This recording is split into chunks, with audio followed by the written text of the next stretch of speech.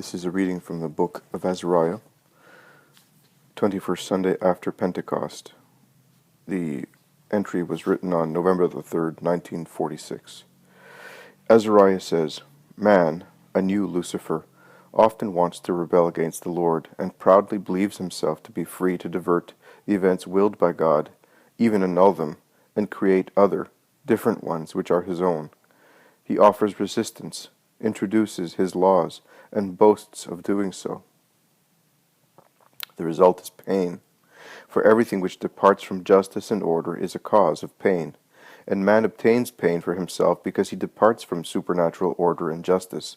He punishes himself on his own, and then accuses God of punishing him harshly. But the first author of man's punishment is man himself, for God is so much a father that he would never arrive at certain forms of ferocity in punishment. Unjust punishments are those of men, for they are provoked by unjust things, punishments which overwhelm the guilty and the innocent. Rather, they rage more furiously against the innocent than the guilty, above all, those most responsible for the punishment. It is their hour. Satan protects them because they serve him well. But, beyond earthly life, the equilibrium of justice will be re-established, and Satan will no longer be able to protect his servants or torment the servants of God, and the will of God will be untouchable, and he will decree joy for the martyrs of man and Satan, joys for those who wept and suffered persecutions, joy for whoever was able to remain faithful to the virtues and the law of love, and tremendous punishment for the rebels, the proud, the cruel, the unjust, those persecuting their brothers and offending God. On All Saints' Day I remained silent, for all paradise was speaking to you with its love. Everything was a lesson in the joy with which you rejoiced. I was, therefore, at your side, protecting the mystery, and adoring with you the divinity that was benefiting you. What was I to say in addition to all you were told by what you saw and tasted and understood? The Church in glory, in giving you what you have called her love, and it was a proper definition, was giving you the most beautiful and just explanation of what the dogma of the communion of the saints is, what sanctity is, what the way to become holy is, and what constitutes the reward for whoever is able to become a saint. The liturgy for the Feast of All Saints changed from words into a vision into comprehension, and from comprehension into participation. I remained silent, keeping watch and venerating. But today I can rightly say, well, you have seen the blessedness of those who were able to be spotless on their way. Proceed like them in the law of the Lord, and you will arrive at that blessedness which compensates you for every pain suffered here below. And love, as you felt loved by the great and luminous people of the saints. Love and pray for all your militant brothers, to draw down upon them the protective care of God, to defend them from trials which they are unable to overcome, and attract them with his goodness to goodness in works and thoughts.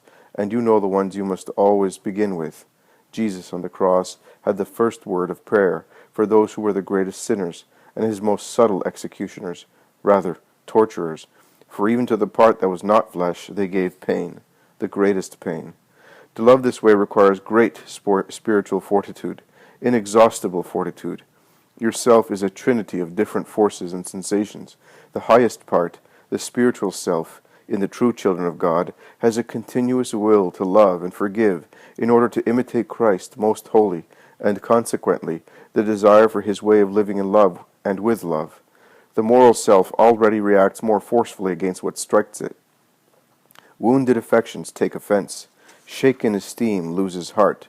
Disappointments lead to severe judgments. Offenses to a will to return what has been received, or at least to resentments which harden towards the guilty. Man has material dullness even in his way of thinking and acting in response to what he receives. Only the spiritual self escapes from this condemnation of yours for being sensual, even in the moral sphere, almost as if the roots of the tree of your carnality sank beyond the flesh into the immaterial, and yet already opaque and dull in comparison to the spirit, fibers of your thought.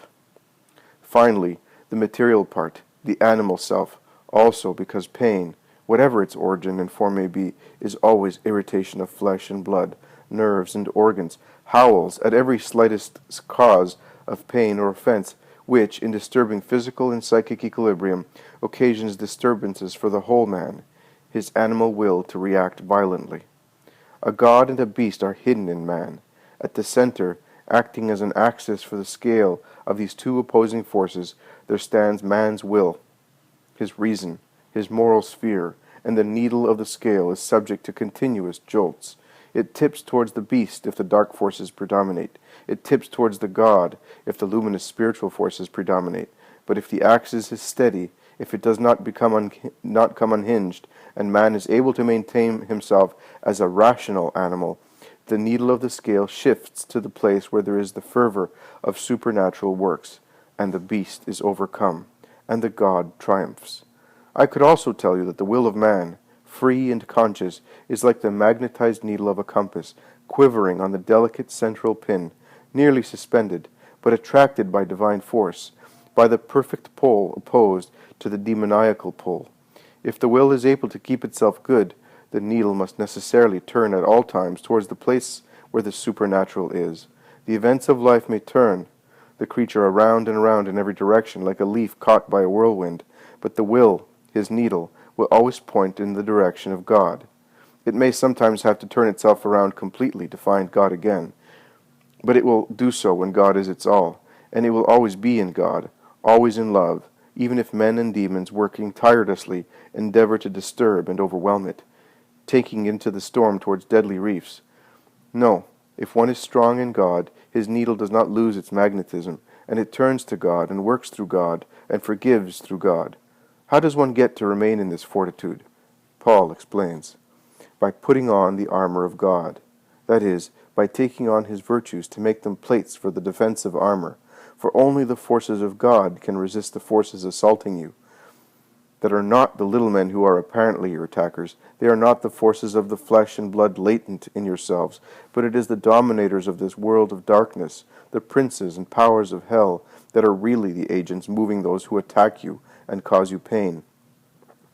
Men are often puppets, controlled by Satan, and they don't know it, and don't believe it.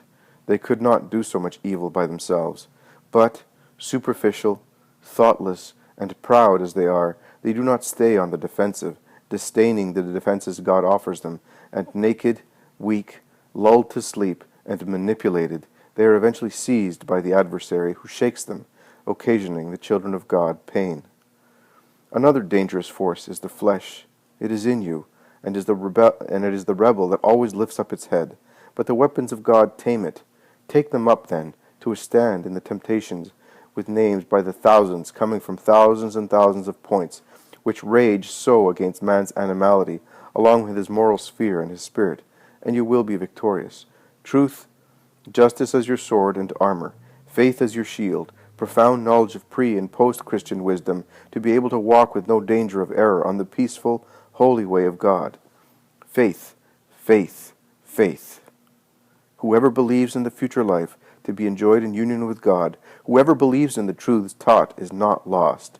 The fiery darts, says Paul, I also call them poisoned darts of the evil one, are rendered cold and harmless by the innocent river of faith, fortitude, and wisdom. And you will have a spirit victorious over the seductions and assaults of all that is hatred of God, and patience with yourselves as well, not becoming impatient if, in spite of all care, some blows reach you. Do not say to yourselves, it is a sign that I have fallen out of God's grace. Always consider that Satan works against those who do not belong to him. He is not a fool who wastes his time on those who he has subjected. He uses his time to intelligent advantage, to do evil where it is worthwhile to do so, where there is an occasion to cause God sorrow, where to leave someone in peace would amount to confessing that he is regarded as a defeat and a loss. For Satan sees the past and the present, but not the future. He can, therefore, hope, as long as man lives, to make his own, even the one who at present is just, and by his perseverance he sometimes succeeds. Take shelter in the refuge of God, and do not fear. Bear in mind Job of Uz. Satan challenged God, Satan who does not see the future, and hopes for victory, even over one whose name is already written in heaven, and, as a mocker of God and the just man, satirically stated, touch him in his possessions, and you will see how he curses you. And the Lord allowed him to tempt Job, but not to take his life. And Satan raged against the just one, not sparing him any sorrow, not even that of the unjust reproaches of the spurious just men, that is, just only in words, and because they enjoyed every good. You know what this sorrow is. It is the sorrow more painful than illness, death, and the loss of possessions, the one that puts virtues to the test more than everything else. But Job, do not observe the fact that he uttered laments in his sorrow. He remained a man, since he was clothed in the fortitude of the virtues of God, continued to be just, and Satan lost the battle. And the three puppets, moved by him to increase the pain of the man subjected to trial and lead him to speak words of lament, were humiliated. Satan can act within certain limits, and no further. Always remember this, and just let the new Eliphazes, Bildads, and Zophars persecute you, speaking with their tongues alone, like talking birds or mechanical instruments, without the luminosity of reason. Let them act, and do not be consumed with the fear that God will not come to your aid. God sees you, and them, and God provides. Remain in the way of the Lord, and he will be with you. Glory be to the Father, and to the Son, and to the Holy Spirit.